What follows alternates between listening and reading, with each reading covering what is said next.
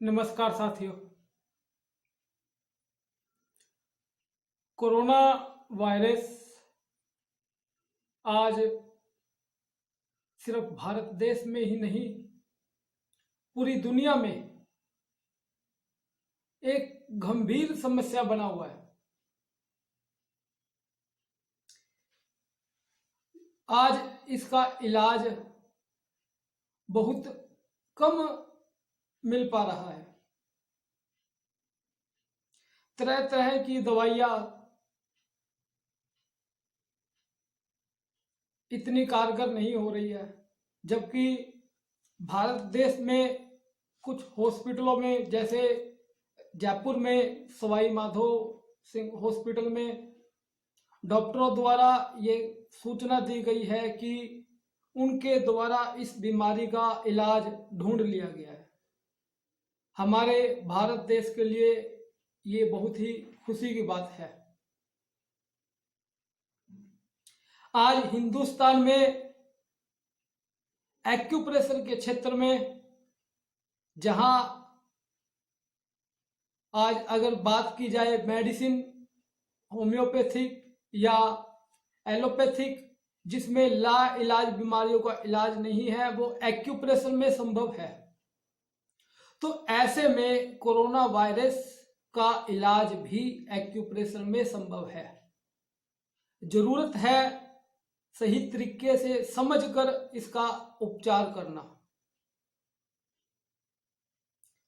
आज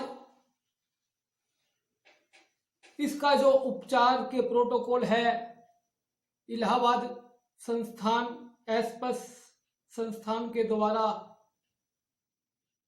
और जो हमारे गुरुदेव है इलाहाबाद में संस्थान में श्री जेपी अग्रवाल जी, और संस्थान के जो स्टाफ है, उन्होंने बहुत सहयोग किया और पूरे हिंदुस्तान में हर इंसान को इसका प्रोटोकॉल और रंग व अन्य सिस्टम के द्वारा बचने के उपाय बताए गए हैं।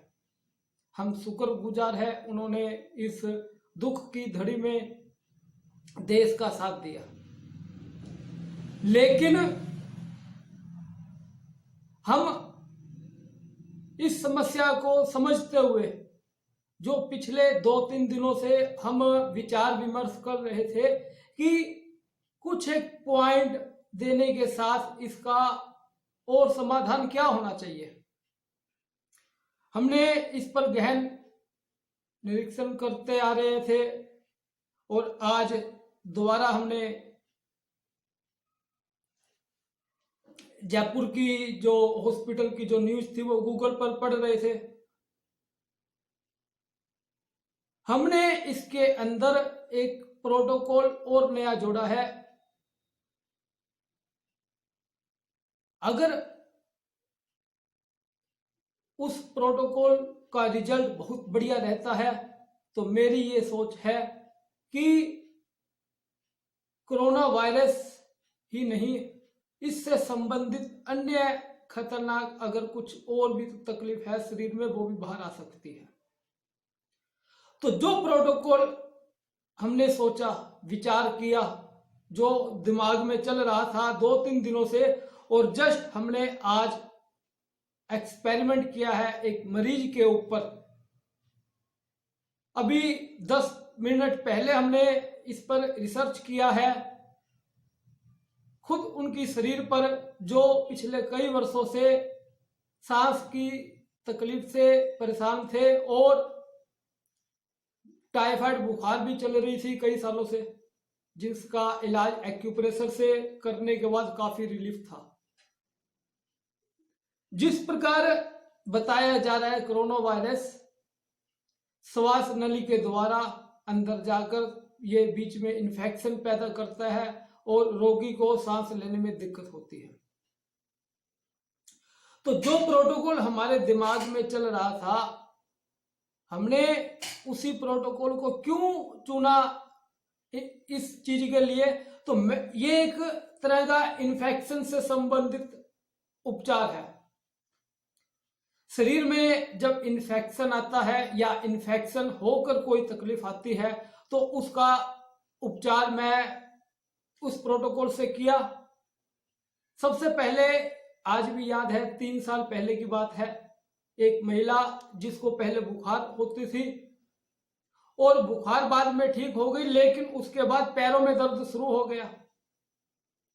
तो मैंने यही प्रोटोकॉल जो आज मैंने रिसर्च किया है, जिसके ऊपर दिमाग में चल रही थी मेरे बात, तो मैंने उनके हाथों पर लगाया। शाम को सुबह उन्होंने मेरे को बताया कि बिल्कुल पैर सही है, और उसके बाद आज 3 सालों में उनके पैरों में दर्द नहीं हुआ। वैसे काफी बार मेरी बात हो चुकी थी, पैरों में उनकी तकलीफ नहीं हुई उस प्रोटोकॉल के लगाने के बाद। और यही प्रोटोकॉल मैंने ऑलरेडी इन्फेक्शन के रूप में पहले भी 3-4 और अलग अलग मरीजों को लगा चुका हूं, जिसका रिजल्ट मेरे को बहुत बढ़िया मिला। तो सबसे पहले मैं बताना जा रहा हूं वो प्रोटोकॉल कौन से है जो कोरोना वायरस के रूप में काफी हद तक इंसान को रोग मुक्त कर सकता है। बोथ स्मॉल फिंगर्स ऑल फ्लेंगेस, आप इसके ऊपर क्लस्टर मैग्नेट यूज कर सकते हो, या फिर जिनके पास मैग्नेट नहीं है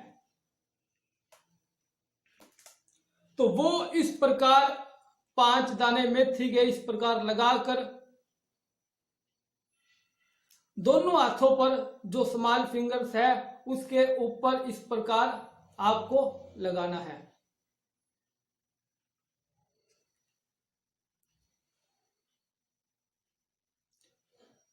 तो अब बात करने जा रहे हैं जिस पेशेंट के ऊपर मैंने ये ट्रीटमेंट किया, जो मेरे दिमाग में था और उसका क्या रिजल्ट रहा। ये मैंने अभी उनसे बात करके लिखा है। लेफ्ट हैंड में स्मॉल फिंगर्स पर लगाया,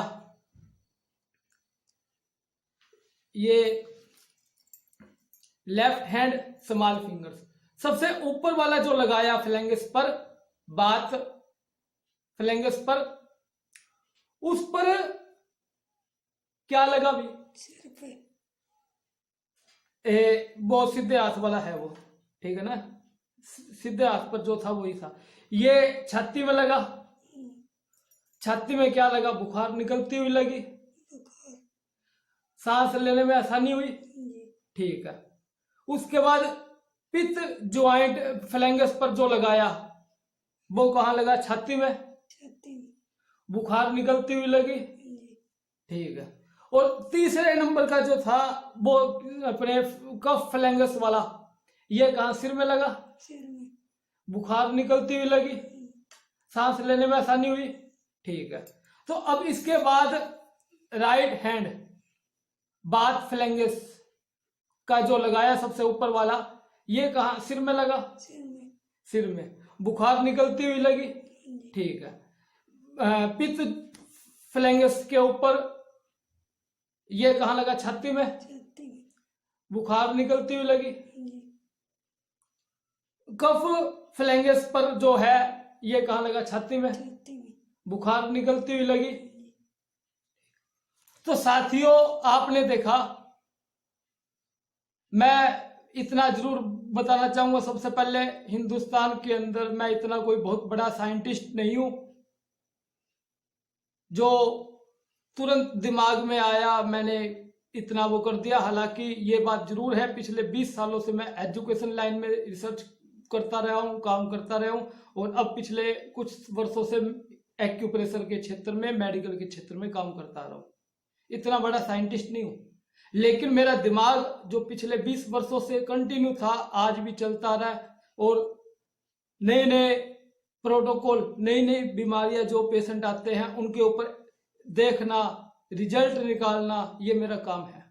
तो यही प्रोटोकॉल मेरे दिमाग में चल रहे थे पिछले 2-3 दिनों से, और आज दिमाग में चल रहे थे। तो मैंने सबसे पहले ऐसे पेशेंट को चुना जो सांस की तकलीफ थी, जिनको बुखार थी।